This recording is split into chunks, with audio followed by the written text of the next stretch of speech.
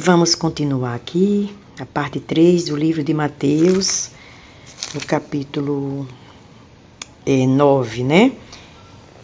Fala também da vocação de Mateus, como foi que Jesus chamou Mateus. E Jesus, passando adiante, viu assentado na alfândega um homem chamado Mateus e disse-lhe: segue-me. E ele, levantando-se, o seguiu. Aí foi chamado de Mateus, né? O autor desse livro, desse evangelho que nós estamos lendo agora. Fala sobre o jejum, né? Sobre o jejum, sobre a cura de uma mulher que tem um fluxo de sangue, a seara e os ceifeiros, né? Que a seara é realmente grande, mas poucos os ceifeiros. Rogai, pois, ao Senhor da seara que mande ceifeiros para a sua seara. No capítulo 10, fala dos 10 e a sua missão, né? E chamando os seus 12 discípulos, deu-lhes poder sobre os espíritos imundos para os expulsarem e para curarem de toda a enfermidade e todo o mal. Momento agora, gente, esse momento que estamos passando por essa praga, essa peste perniciosa, que a gente tem poder no nome de Jesus de repreender esse mal. Não perca a fé, repreenda no nome de Jesus, mas não é do nossa vontade, é o poder que vem de Deus, é no poder que há no nome de Jesus, o nome sobre todo nome. No capítulo 11, João Batista envia 2 discípulos seus a Jesus. Ele estava preso, né, porque ele, vamos dizer assim, né, que ele se envolveu numa situação lá com Herodes, né, e a mulher que estava no crime lá, eles se casaram, gente. Ele tinha, se eu não me engano, 10 mulheres, e uma delas parece que era até uma relação incestuosa. Essa mulher era tão má, que numa festa que Herodes deu, Herodes, o Antipas, né, disse que ela pedisse o que quisesse a Salomé, quando estava dançando para o rei. Pedisse o que quisesse, que ele daria. E ela pediu, orientada pela mãe, a cabeça de João Batista. Então aquele já estava preso. E depois viria a sentença, né, que ele seria decapitado. Imagina a tristeza que ele estava. Um homem que tinha tanta autoridade de falar, né?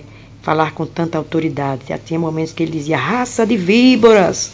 Ele falava assim, gente, ele pegava pesado. Mas agora ele estava muito triste na prisão, angustiado.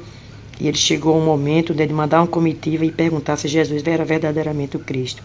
Aí Jesus dá um testemunho tão lindo a respeito dele. Aqui no versículo 8. Sim, que fostes ver um homem ricamente vestido? Os que trajam ricamente estão nas casas dos reis. Mas então, que fostes ver? Um profeta? Sim, vos digo eu, e muito mais do que um profeta, porque é este de quem está escrito: eis que diante da tua face envio o meu anjo, que preparar diante de ti o teu caminho. Em verdade vos digo que entre os que de mulher têm nascido, não apareceu alguém maior do que João Batista. Mas aquele que é o menor no reino dos céus é maior do que ele. E desde os dias de João Batista até agora, se faz violência ao reino dos céus, e pela força se apoderam dele. Porque todos os profetas e a lei profetizaram até João. E aí continua, gente. Aqui, continuando no versículo 11, fala das 3 cidades impenitentes, né? Ai de ti, Corazim, ai de ti, Betsaida, porque se em Tiro e em Sidom fossem feitos os prodígios que em vós se fizeram, há muito que se teriam arrependido, como saco e com cinza. Por isso eu vos digo que haverá menos rigor para Tiro e Sidom no dia do juízo do que para vós.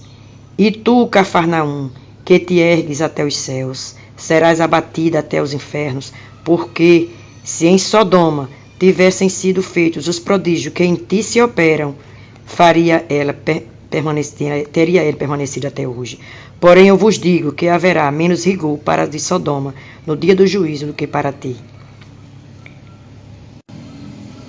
Palavra de Jesus, gente. Mais na frente, no versículo 25, né, ainda no capítulo 11, fala do jugo de Jesus. Eu quero destacar esse versículo. Tomai sobre vós o meu jugo e aprendei de mim, que sou manso e humilde de coração, e encontrarei descanso para as vossas almas, porque o meu jugo é suave e o meu fardo é leve.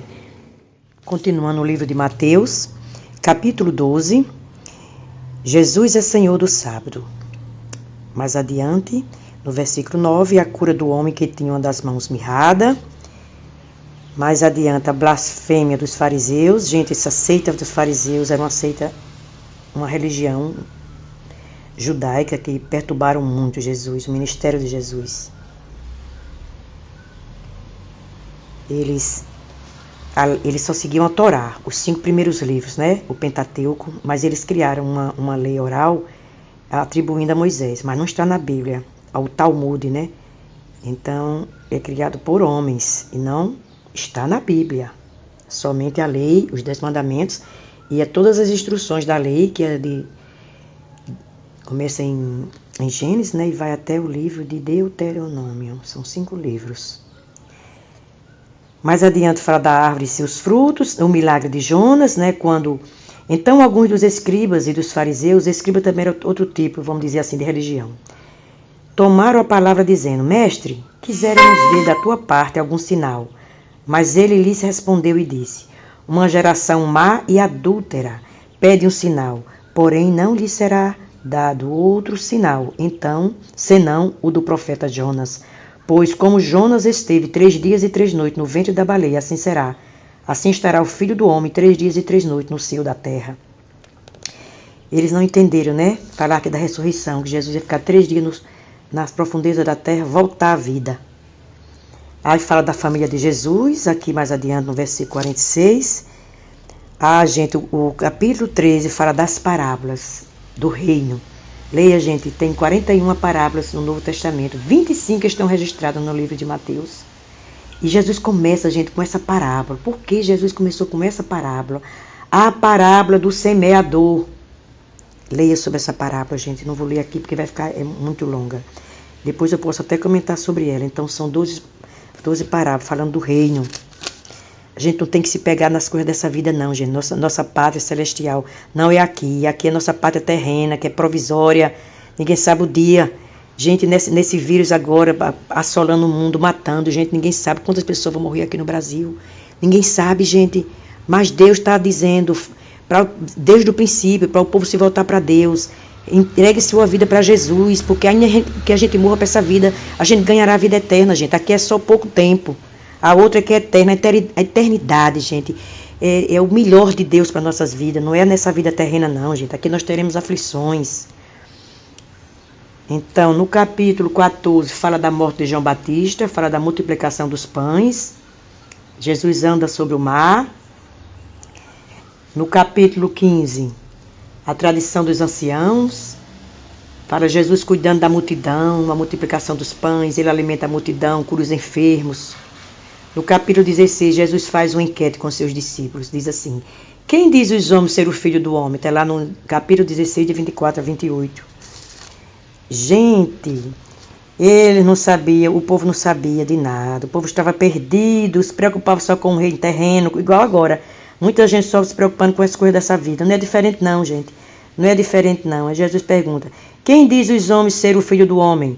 E eles disseram: uns João Batista, outros Elias, e outros Jeremias, ou um dos profetas. Disse-lhe ele: e vós, quem dizeis que eu sou? E Simão Pedro, como sempre, o mais falante, né? O mais ousado. E pensa, esse Pedro era demais, gente. Respondendo disse: tu és o Cristo, o Filho do Deus vivo. E Jesus respondendo disse-lhe: bem-aventurado és tu, Simão Bar-Jonas. Às vezes, gente, estou lendo assim um pouco, meu óculos quebrou, mas está dando para ler um pouquinho de ainda. Porque tu não revelou a carne e o sangue, mas meu Pai que está nos céus. Aquela palavra veio do alto para revelar o coração de Pedro. Mais tarde, ele diz assim, ele já fala uma coisa, gente, que não devia falar. E Jesus repreende Satanás e não Pedro, né? Que aquelas palavras, malditas palavras, não era Pedro que estava dizendo, era Satanás que estava usando Pedro para dizer.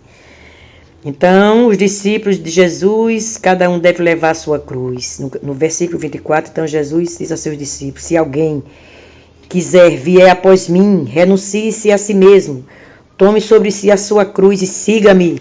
Precisamos seguir Jesus, gente.